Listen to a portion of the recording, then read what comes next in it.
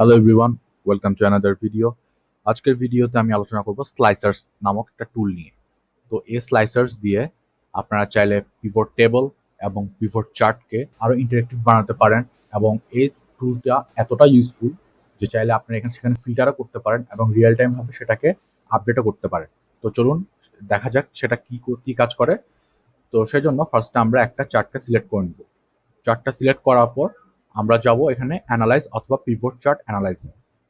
সেখান থেকে আমরা যাব ইনসার্ট স্লাইসারে। তারপর এরকম একটা পপ আপ আসবে এবং আমরা এখান থেকে, যেহেতু আমরা সিটি নামক একটা চার্ট নিয়ে কাজ করছি, সেজন্য আমরা সিলেক্ট করবো সিটি। দেন আমরা প্রেস করবো ওকে, এবং আমাদের স্লাইসার্স তৈরি হয়ে গেল এবং এই স্লাইসার্সটাকে আমি অ্যাকসেপ্ট করে রেখে দিলাম। তারপর আপনারা দেখতে পাচ্ছেন এখানে প্রত্যেকটা শহরের নাম দেওয়া আছে, বরিশাল, চিটাগং, ঢাকা। এবার যদি আমি শুধু চিটাগংকে প্রেস করি তাহলে দেখতে পারবেন চার্টের মধ্যে শুধুমাত্র চিটাগং এর ভ্যালুগুলো শো করছে, এবং আপনারা এখানেও দেখতে পাচ্ছেন যে এখানে শুধুমাত্র চিটং চলে এসেছে, বাকিগুলা কিন্তু এখন দেখাচ্ছে না। সেম ভাবে আমি যদি রাজশাহীকে ক্লিক করি, এখন শুধু রাজশাহীটা শো করবে, এবং সেম ভাবে টেবিলের মধ্যেও।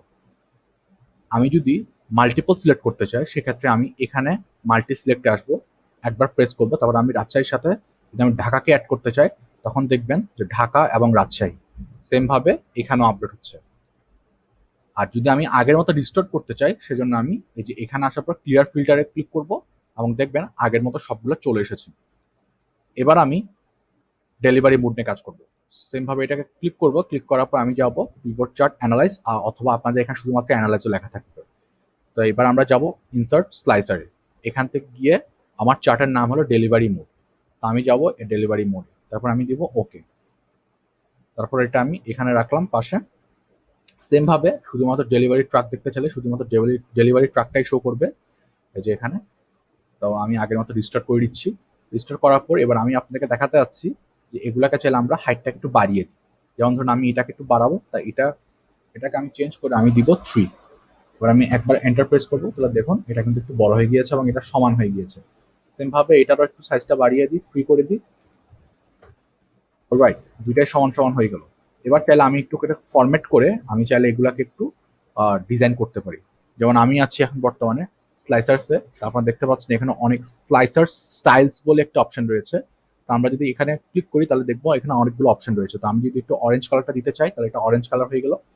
আবার এটার কালারটাকে চেঞ্জ করে আমি যদি ইয়েলো দিতে চাই তাহলে দেখবো এটা ইয়েলো হয়ে গেল। আচ্ছা, তারপর আমরা এটাকে একটু করি। এটাকেও সেম ভাবে রিপোর্ট চার্ট অ্যানালাইজে আসবো, আসার পর ইনসার্ট স্লাইসার, এখানে গিয়ে আমরা অর্ডার ডেটে ক্লিক করব, ওকে দিব, আমাদের স্লাইসার্স তৈরি করা হয়ে গেল। এটা এখানে রাখলাম।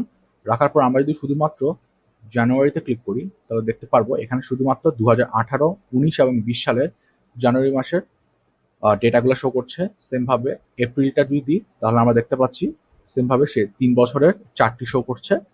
আর যদি মাল্টিপল করতে চাই সেম ভাবে আমরা চাইলে অনেকগুলো সিলেক্ট করতে পারি। আর আগের মতো রিস্টোর করতে চাইলে ক্লিয়ার ফিল্টার।